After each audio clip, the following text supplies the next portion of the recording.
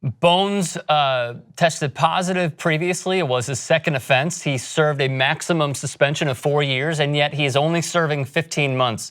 I believe we have Khabib Nurmagomedov weighing in on Jon Jones, so let's listen to that, and then you can react. USADA give my friends 2 years. 2 years. They had first time problem with USADA. They give us 2 years, my friends. Okay, what about Jon Jones? He have second time problem and they give him 1.5 years. They have to give him like a little bit more. But now I understand USADA is #1 bullshit. They test this is 70 times. Yeah. 70 times. This is clean guy. Yeah. They give to Jon Jones 1.5 years. I think it's very bad decision for MMA. You know. Now a lot of people are upset about this. Hey, Jon Jones is great fighter. You know, he's very good fighter, you know. But if you talk about rules, everybody have to follow rules. However, we need to also remember, Martin, as I'm sure you clearly do well know, being in this realm, is that when we have a star fighter or a star sportsman in any respective sport whatsoever, they will get the benefit of the doubt unless it's like, sorry to bring up the most dark example, but like an O.J. Simpson.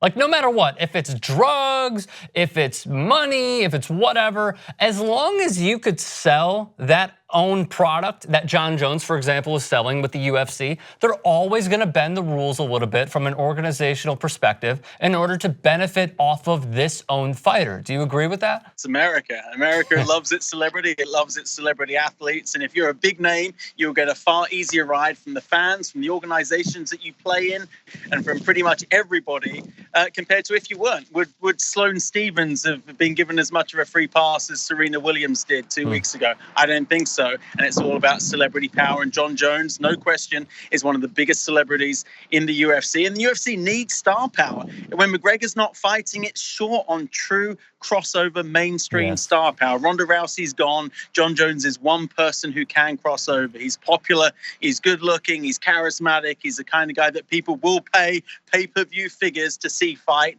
Look, I don't think it's such a tough one. It's so complex, this issue with Jones, and the waters have been muddied so much that I don't think we'll ever truly get to the bottom of it.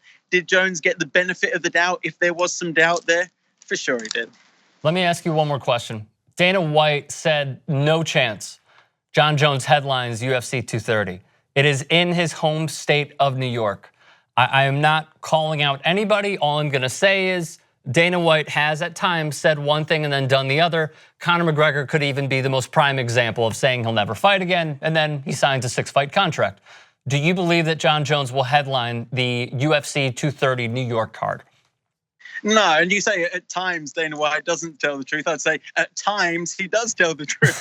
Right? It's more likely that he sort of gives a slightly alternate take. I don't think he will headline 230 because I think he's probably not quite ready to. I think, you know, with that amount of time out, they'll give Jones a little bit of sort of extra leeway. Maybe they're targeting for the big end of year show in Las Vegas. That's been a show that hasn't quite lived up to top billing the last year or so.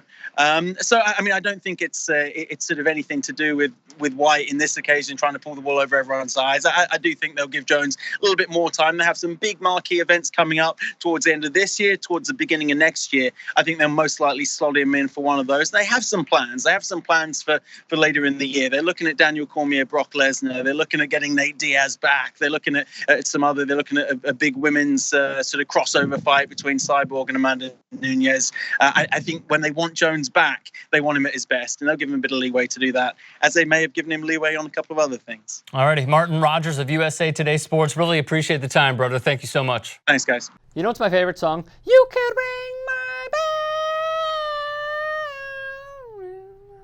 bell. So do it, why don't you? Ring the damn bell and download the TYT app. Available on Android and iOS.